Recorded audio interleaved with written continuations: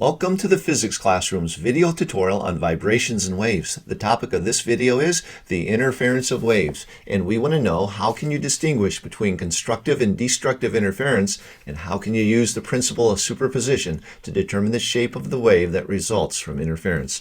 I'm Mr. H. Let's get started. Interference is the phenomenon that takes place when two waves meet up with one another while moving in different directions along the same medium. Consider pulse 1 moving to the right. Each particle of the medium will be pulled upwards by pulse 1 as pulse 1 passes through it. Let's suppose it meets up with pulse 2 moving to the left. Each particle of the medium will also be pulled upwards by pulse 2 as it moves through the medium. This is the individual influence of each pulse upon the medium, but when the two pulses meet up with one another, the shape of the medium will reflect the sum of each pulse's influence. Let's suppose we have pulse 1 moving to the right and meeting up with pulse 2 moving to the left as shown. Pulse 1 pulls upwards upon each particle of the medium, but pulse 2 pulls downwards upon each particle of the medium. And when these two pulses meet up with one another, the resultant shape of the medium will be the sum of each pulse's influence. When waves interfere, there can be locations where the interference is considered constructive. Constructive interference means that the displacement of the medium is greater than the displacement caused by each interfering wave. Let's consider pulse 1 moving to the right and meeting up with pulse 2 moving to the left. As their leading edges begin to interfere with one another, we would notice that the displacement of the medium is greater than that caused by each individual pulse.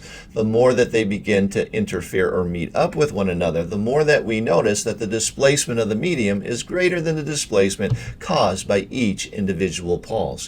When they are completely overlapped or completely interfering with one another, the maximum displacement experienced by the medium is equal to the sum of the maximum displacement caused by each individual pulse.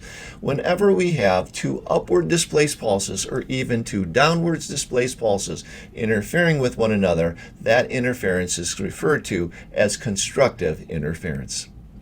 Interference can be destructive if each individual pulse displaces the medium in opposite directions. For instance, an upward displaced pulse meeting up with a downward displaced pulse would result in destructive interference. That is shown here with pulse 1 moving to the right and pulling upwards upon each particle of the medium.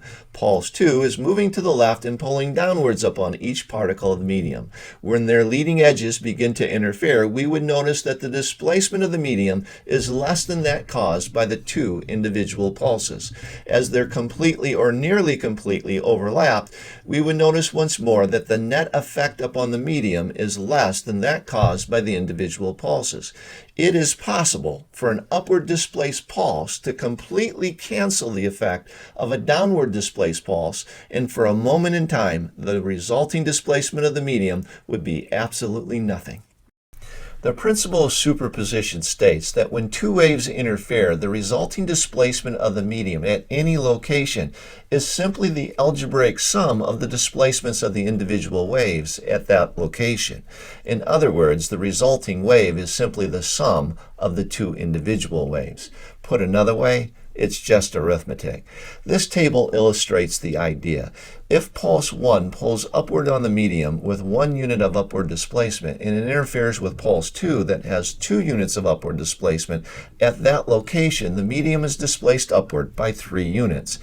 And if pulse 1 pulls downward with 1 unit of displacement and meets up with pulse 2 pulling downwards with 1 unit of displacement, the medium is displaced downwards by 2 units. If pulse 1 pulls upward, 1 unit of displacement, and pulse 2 downwards with 1 unit of displacement, at that particular location there would be no displacement of the medium. Finally, if pulse 1 pulls upwards with 1 unit of displacement and pulse 2 downwards with 3 units of displacement, the medium is displaced downwards with 2 units of displacement.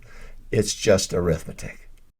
When wave 1 and wave 2 interfere and you want to determine the resultant shape of the medium, you have to apply the principle of superposition. It might look complicated, but remind yourself it's still arithmetic. What you do is you pick a strategic point, like maybe the first point along the medium, and from the middle line, the rest position, you count the amount of displacement caused by the red wave and by the blue wave, and then you sum it up. And at this point, the sum is 0. I'm going to go over a little bit to the right along the axis, and I'm going to do it again for another point. I count how much the blue wave goes down and how much the red wave goes down at that vertical position, and then I go down the sum of those two amounts.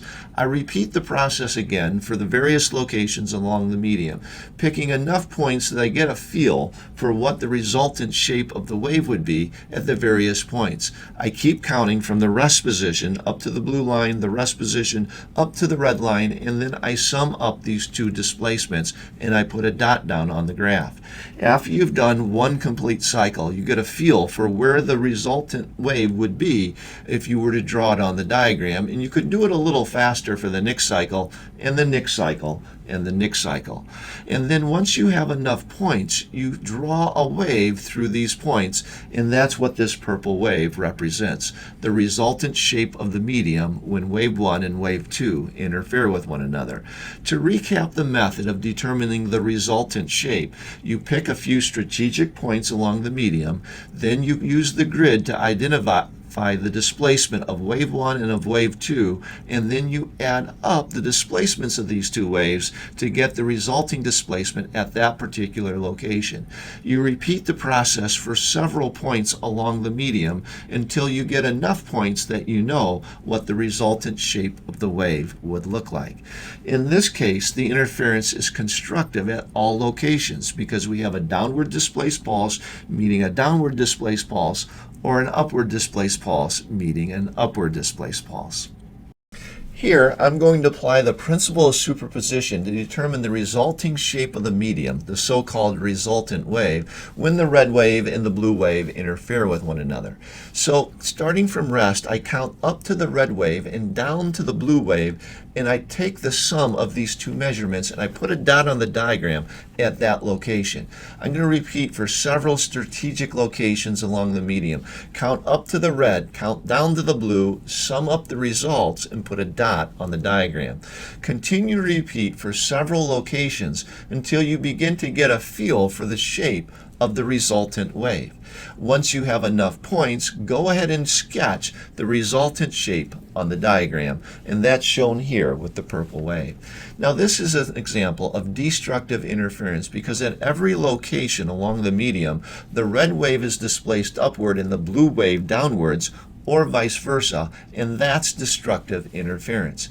Now, it's not complete cancellation, but it would be if the amount of displacement of the red wave upward at every location was equal to the amount of the blue wave downwards, such that the effect of one wave's displacement of the medium is canceled by the effect of the other wave's displacement on the medium. The result is that for a moment in time, there be no displacement as denoted by the purple line on this diagram. In this last example, the wavelength of the red and the blue wave are different, and so there are locations along the medium where constructive interference is taking place, in other locations where destructive interference is taking place. These red arrows and corresponding hash marks indicate the locations where destructive interference is taking place. You'll note at each of these locations, the red wave and the blue wave are displaced in opposite directions, and these green arrows indicate locations where constructive interference is taking place. The red and the blue wave are displaced in the same direction in each of these locations, either both upward or both downwards. Now, if I took the time to mark on the diagram the sum of the red and the green wave at several strategic locations, I could determine the shape of the resultant wave, and that would be denoted by this purple wave here. Now, if you look carefully at every location of a green arrow, the amount of displacement of the purple wave is greater than the displacement of both the red wave and the blue wave because these are constructive interference locations. And if you look at the locations of the red arrows where destructive interference takes place, the amount of displacement of the resultant wave, the purple one, is less than the displacement of either the red or the blue wave. It's at this time in every video that I like to help you out with an action plan, a series of next steps for making the learning stick. But before I help you out, could you help us out by giving us a like, subscribing to the channel, or leaving a question or comment in the comment section below. Now for your action plan. Here are 4 resources that you'll find on our website. I've left links to each in the description section of this video. Any one would be great next steps. You have a physics simulation on the topic of wave addition, a Minds on Physics mission, and a concept builder, which would be great conceptual follow-ups. And finally, if you need to brush up on a topic, always turn to our physics classroom tutorial. Whatever you do, I wish you the best of luck. I'm Mr. H, and I thank you for watching.